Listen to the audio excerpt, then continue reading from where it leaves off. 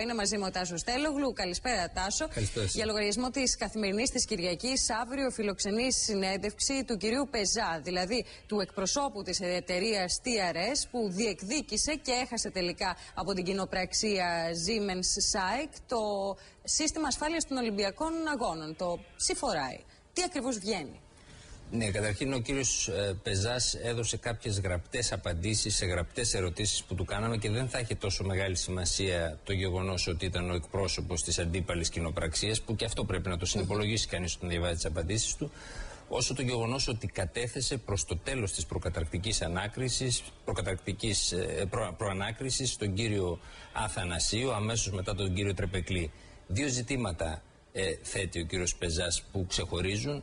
Το ένα ζήτημα είναι ότι ο ίδιος έχει δει φωτογραφίες σε διαφορετικό χρόνο από εισόδους του κυρίου Τρεπεκλή στο Υπουργείο των Εξωτερικών. Και βλέπουμε ήδη την κάρτα όπου φαίνεται η πρώτη ερώτηση που του έχεις κάνει, Τάσο. Είπατε στον εισαγγελέα ότι είχε καλύτερη πρόσβαση στο σύστημα εξουσίας ή κοινοπραξία SAIC Siemens. Είχα δει φωτογραφίες, λέει, που είχαν βγει σε διαφορετικά χρονικά διαστήματα με τους κυρίους Τρεπεκλή και Τάμπς, που είναι αντιπρόεδρος της SAIC, να μπαίνουν στο Υπουργείο Εξωτερικών, Υπουργός Εξωτερικών τότε ο Γιώργος Παπανδρέου.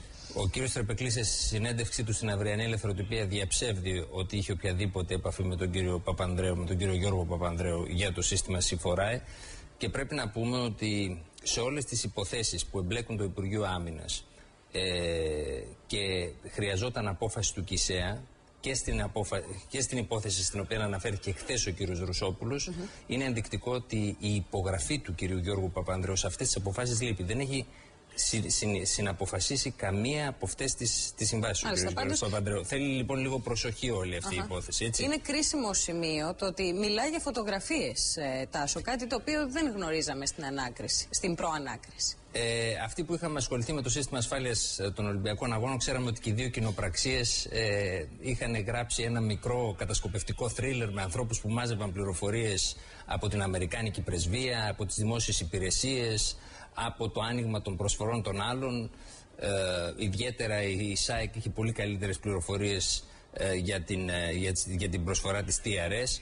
Και αυτό ήταν ένα ζήτημα το οποίο παρακολουθούσε ο ένας τον άλλον. Ναι. Δεν είναι όμως το μόνο πράγμα στο οποίο έχει αναφερθεί ο κύριος Πεζάς σε αυτή τη συνέντευξη. Όχι, ο κύριος Πεζάς αναφέρθηκε και σε ένα άλλο ζήτημα για το οποίο μίλησε στον κύριο Αθανασίου, και αυτό έχει ιδιαίτερη αξία.